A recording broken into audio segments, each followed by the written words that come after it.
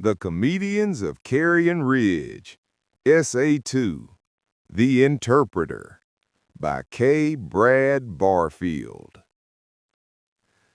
By the second week, Harlan Wicks had begun thinking of General Beauregard not as a hallucination, but as an associate.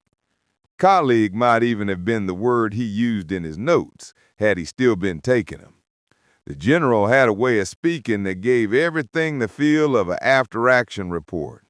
His sentences were short, decisive, and often followed by a long, evaluative silence, as if he were waiting for the universe to salute.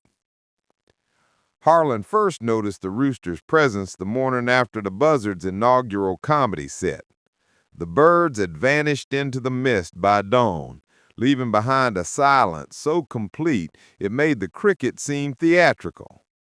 Harlan stumbled out of the cabin, hung over from revelation, and found the rooster standing on the rail of the porch like a sentry who had been there all along. The creature's plumage was the deep, uneven red of old rust, and one eye, milky white, gave him the air of a half-blind philosopher. "Morning," said Beauregard. Harlan froze, coffee halfway to his lips. "You talk too?" "I crow, son. Talking's just a modern affectation."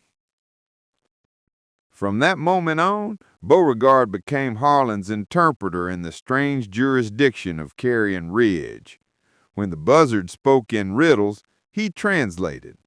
When Harlan's mind began to fold in on itself, the rooster pulled him back with barnyard pragmatism. "They're comedians, not teachers," Beauregard would say. "You can learn from them, but don't trust their timing." Beauregard explained that Carrion Ridge was not quite heaven and not quite earth. It was what he called the interim department, a liminal rest stop for worn-out souls and restless intellects. The ridge existed wherever men mistook obsession for discipline and comedy for wisdom. Which is to say, Beauregard added, everywhere. Harlan accepted this geography without protest. The ridge was as real to him now as his reflection, and the rooster's voice carried the weight of authority and absurdity. Beauregard had opinions on everything: farming, theology, municipal water policy.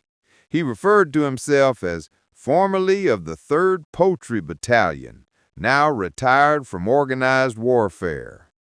When Harlan asked what kind of war required chickens, Beauregard gave a grave nod. "All wars," he said. "You think the cavalry got there first? No, sir. We clear the ground, we announce the dawn. We're the alarm clocks of creation. Without us, nothing gets done." That was his way, equal parts nonsense and revelation, each delivered with the rhythm of a Southern preacher who knew his congregation's patience was finite. Harlan couldn't help but be drawn in. Here, finally, was a guide who spoke the language of lunacy fluently, who seemed to understand that all enlightenment eventually sounds ridiculous when said out loud. As the days passed, Beauregard's lectures deepened. He taught Harlan the 3 rooster principles. First, all noise is signal. Second, pride is just another kind of prayer. Third, never let the worm see you beg. Each lesson was accompanied by practical demonstrations that involved scratching, pecking, and long meditative silences broken by sudden flapping. In his saner years, Harlan might have dismissed this as barnyard theater, but now, beneath the Arkansas sun, sweating through his second week of chemical clarity, it felt profound. The rooster's sermons stitched themselves into his bloodstream. "You came here thinking you were going to improve yourself. That's the problem with people. You don't need improving. You need remembering. The soul don't break. It forgets. You just got to remind it what it already knows." Harlan nodded as if taking dictation for some future scripture. "General, I think I'm starting to understand the nature of it." Beauregard stopped, turned one eye toward him, and gave a single dry cuckle. Son, if you think you understand, you're about 3 miles from the truth and walking backward. That night, the laughter returned, softer this time, drifting up from the ridge like a field radio from another world. The comedians were back, sharpening their bits in the darkness. Pryor's voice cracked through the pines. Tell him, Bo. Tell him what happens to the ones who think they figured it out. Beauregard crowed once, long and low. They get promoted, he said, to material. It was a warning, though Harlan didn't grasp it then.